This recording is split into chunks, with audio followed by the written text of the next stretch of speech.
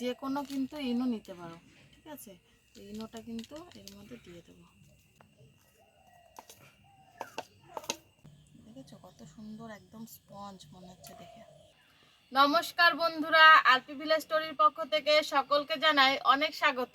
আজকে চলে এসেছি প্রতিদিনের মতো আরও একটি দুর্দান্ত রেসিপি নিয়ে। আজকে তোমাদেরকে করে দেখাবো ধোকলা। তোমরা কিন্তু পুরো ভিডিওটা দেখবে। এই ধোকলাটা কিন্তু একদম সহজ পদ্ধতিতে তোমাদেরকে করে দেখাবো। তো তার জন্য প্রথমে দেখো এখানে ওই 100 গ্রাম মতো বেসন নিয়েছি। এই বেসনটাকে কিন্তু খুব ভালোভাবে এখন মেখে নেব। বেসনটা কিন্তু মানে একদম মিহি হতে হবে। আর তার মধ্যে দিয়ে দিচ্ছি 1 চামচ মতো চিনি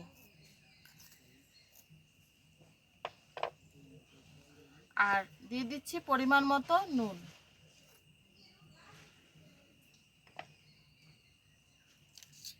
এবারে অল্প অল্প জল দিয়ে বেসনটাকে খুব ভালোভাবে মেখে নিতে হবে।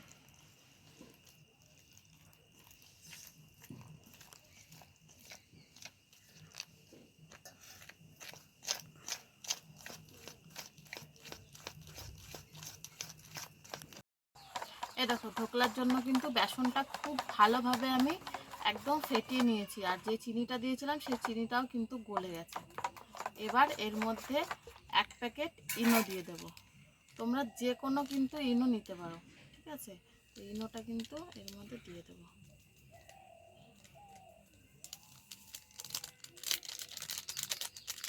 খুব সুন্দর ফুলে যাবে এটা। দেখো মেশাতে মেশাতে দেখো কতটা ফুলে হচ্ছে। কিন্তু খুব ভালোভাবে মিশিয়ে নিতে হবে, নাহলে কিন্তু সমানভাবে চারিধারে পড়বে না। এক জায়গায় বেশি হয়ে যাবে আবার আরেক জায়গায় কম হয়ে যাবে, এরকম হয়ে যাবে, ঠিক আছে। এই দেখো কত সুন্দর ফুলে উঠলো, দেখো ব্যাটারটা, ঠিক আছে।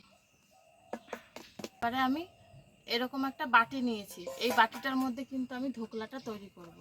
তো এই বাটির মধ্যে দিয়ে দিচ্ছি অল্প একটু সাদা তেল। তারপরে সাদা তেলটা খুব ভালোভাবে মেখে নেব।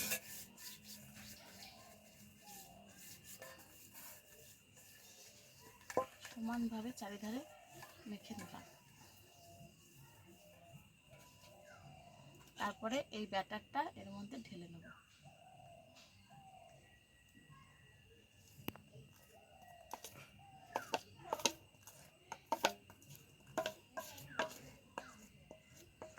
এবার এটাকে একটুখানি এরকম ট্যাপ করে নেবে। তার ভেতরে যে হাওয়াটা থাকে সেটা কিন্তু বেরিয়ে যাবে। এরকম করলে দেখো বেরিয়ে যাচ্ছে, ঠিক আছে। তো আর বেশি বার করব না, এবার এটাকে স্টিম করব। এবার ধোকলাগুলোকে ভাপাবো। তো তার জন্য কড়াইতে জল দিয়ে দিচ্ছি।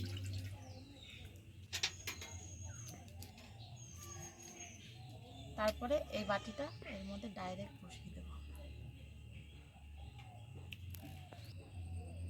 এবার এটাকে ঢাকা দিয়ে ওই 30 মিনিট মতো রান্না করে নেব।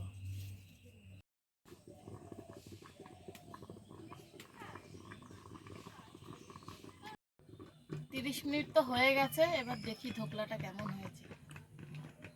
দেখো কত সুন্দর ফুলে গেছে। এবার একটু ভেতরটা চাকু ভরে দেখি। হ্যাঁ, তৈরি হয়ে গেছে। দেখো একদম প্লেন হয়ে বেরিয়েছে। দেখো কত সুন্দর বেরিয়েছে, একদম লেগে নাই চাকুর গায়ে। এবার এটাকে নামিয়ে ঠান্ডা করব।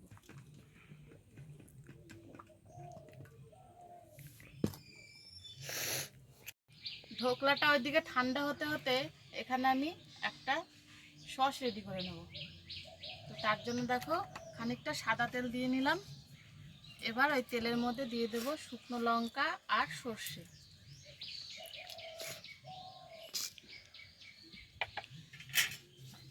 এবার এটাকে একটু ভেজে নেব। এ দেখো সর্ষে আর শুকনো লঙ্কাটা কিন্তু ভাজা হয়ে গেছে। এর মধ্যে এবার দিয়ে দিচ্ছি 2টো কাঁচা লঙ্কা আর খানিকটা কারি পাতা। আর এটাকেও একটু ভেজে নেব। এবার এই ছোটো বাটির মাপ করে 1 বাটি জল দিয়ে দিচ্ছি। জলের মধ্যে দিয়ে দিচ্ছি অল্প একটু নুন আর অল্প একটু চিনি আর এক টুকরো লেবু রেখেছিলাম, এই লেবুটাও দিয়ে দিচ্ছি। এবার এটা চিনিটা গলা অবধি এটাকে একটু নেড়ে নেব।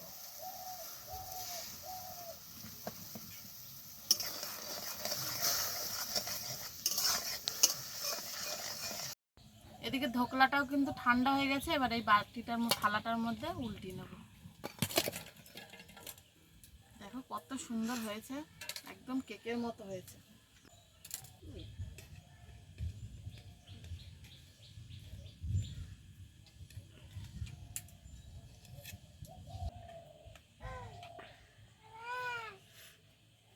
দেখো কত সুন্দর, একদম কেকের মতো হয়ে গেছে।